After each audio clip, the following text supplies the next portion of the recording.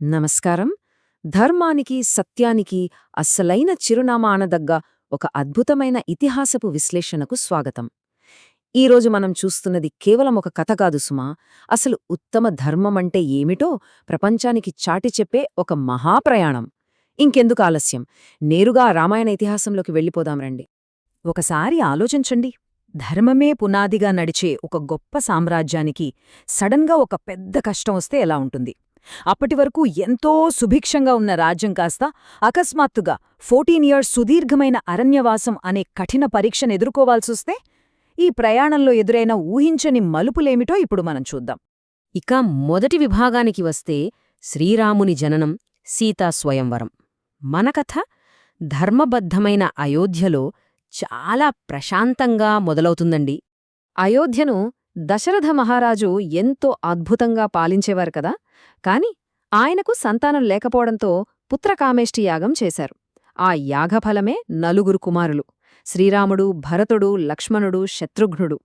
ఇక శ్రీరాముడి విషయానికొస్తే ఆయనకు చిన్నప్పట్నుంచే నిజాయతీ, కరుణ, ముఖ్యంగా ధర్మం పట్ల ఉన్న నిబద్ధత నిజంగా అసామాన్యం. మీకు తెలుసా, రాముని పరాక్రమం చిన్న వయసులోనే ఎంత అద్భుతంగా ఉండేదంటే, విశ్వామిత్ర మహర్షి యాగాలను కాపాడటానికి వెళ్లి తాటకా అనే భయంకరమైన రాక్షసిని సంహరించాడు.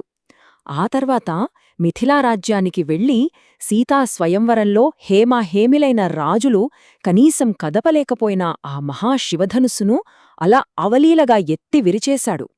ఆ విజయంతోనే కదా రాముడు, సీతమ్మల వివాహం అత్యంత వైభవంగా జరిగింది. ఇప్పుడు రెండవ విభాగం చూద్దాం. కైకేయి కోరిన వరాలు, రాముని అరణ్యవాసం. అంతా సవ్యంగానే సాగుతోంది కదా అనుకునే లోపే ఒక ఊహించని కుదుపు. జస్ట్ ఊహించుకోండి, రేపే రాముడి పట్టాభిషేకం అని అయోధ్య అంతా పండగ వాతావరణంలో ఉంటే మరుక్షణమే అరణ్యవాసం అనే వార్త పిడుగులా పడింది.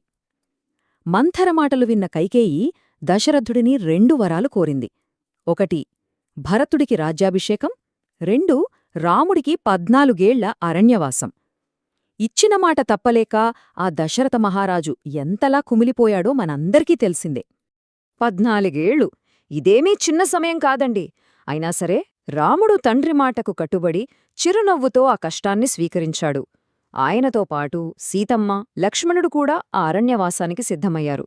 రాజభవనాలను వదిలి అడవుల్లో ఆశ్రమాలు నిర్మించుకుని మహర్షులను కలుసుకుంటూ వారి ప్రయాణమలా ముందుకు సాగింది. ఇక 3వ విభాగంలో సీతమ్మ అపహరణ, జటాయువు త్యాగం. అప్పటిదాకా ప్రశాంతంగా ఉన్న అరణ్య జీవితంలో అసలు తుఫాను ఇక్కడే మొదలైంది. హా లక్ష్మణ, ఈ ఒక్క అరుపు మొత్తం కథనే మలుపు తిప్పేసింది కదా. బంగారు జింక రూపంలో వచ్చిన మారీచుడు రాముడిని అడవిలోకి చాలా దూరం తీసుకెళ్ళిపోయాడు. రాముడి బాణం దెబ్బకు నేల కొరుగుతూ మారీచుడు అచ్చం రాముడి గొంతుతోనే అలా అరిచాడు. అది విని కంగారుపడిన సీతమ్మ తన రక్షణగా ఉన్న లక్ష్మణుణ్ణి బలవంతంగా అక్కడనుంచి పంపించేసింది. ఇంకేముంది, ఆమె ఒంటరిగా మిగిలిపోయింది. సరిగ్గా అదే అదనుగా చూసుకుని సన్యాసివేషంలో వచ్చిన రావణుడు సీతమ్మను అపహరించి లంకకు తీసుకెళ్లాడు. అయితే ఇక్కడ మనం ఖచ్చితంగా మాట్లాడుకోవలసిన వీరుడు ఒకరున్నారు: పక్షిరాజు జటాయువు. తన ప్రాణాలను సైతం లెక్కచేయకుండా రావణుడిని అడ్డుకునే ప్రయత్నంలో ఆయన చేసిన పోరాటం, ఆ త్యాగం నిజంగా చిరస్మరణీయం. తరువాతి విభాగం: హనుమంతుడి పరిచయం, రామసేతు నిర్మాణం. కటిక చీకట్లో ఒక ఆశాకిరణంలాగా ఈ దశలో కథ ఒక కొత్త మలుపు తీసుకుంటుంది.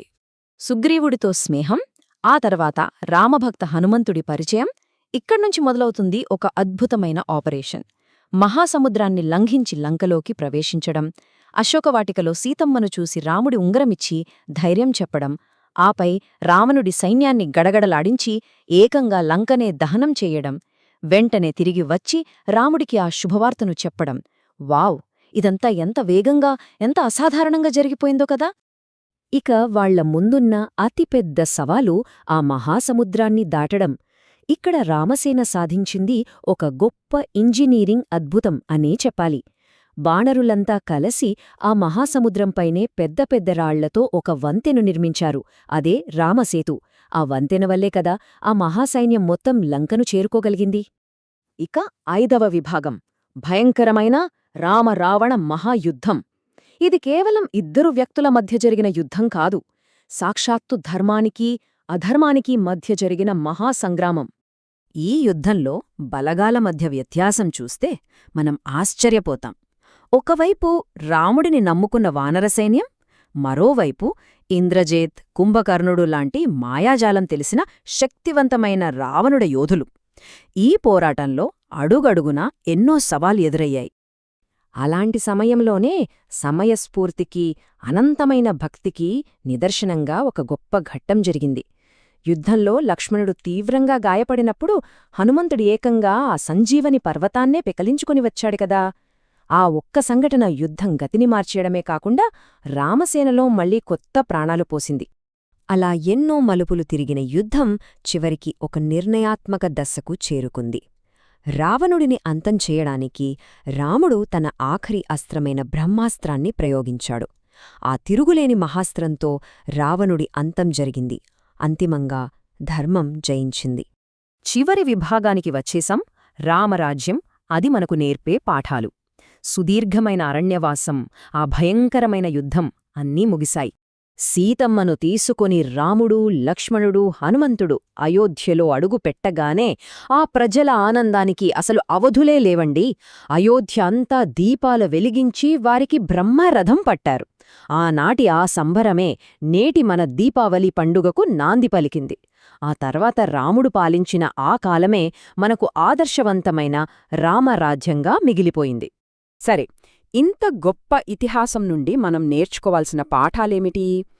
పరిస్థితులు ఎంత ప్రతికూలంగా ఉన్నా అంతిమంగా గెలిచేది ధర్మమే. తల్లిదండ్రుల మాటకు విలువ ఇవ్వాలి. హనుమంతుడు, సుగ్రీవుడిలా నిజమైన స్నేహం, భక్తి కలిగి ఉండాలి. రావణుడిలా అహంకారం తలకెక్కితే నాశనం తప్పదు. అన్నిటికంటే ముఖ్యంగా రామునిలా మంచి మనసు కలిగి ఉంటే ఈ ప్రపంచం కలకాలం మిమ్మల్ని కీర్తిస్తూనే ఉంటుంది. ఇక ముగించే ముందు ఒక చిన్న ఆలోచన మీ ముందుంచుతాను. 1000 సంవత్సరాల క్రితం జరిగిన ఈ కథలో చెప్పిన ధర్మమే ఎప్పుడూ జయిస్తుంది అనే శాశ్వత సూత్రం ఈనాటి మన ఆధునిక జీవితంలో మనం ఎదుర్కొంటున్న సవాళ్లకు ఎలా మార్గనిర్దేశం చేయగలదు? ఒకసారి ఆలోచించండి. రామాయణంలో దాగియున్న ఈ లోతైన అర్థం ఎప్పటికీ మనందరికీ ఓ గొప్ప స్ఫూర్తి. ఈ విశ్లేషణలో నాతో పాటు ప్రయాణించినందుకు ధన్యవాదాలు.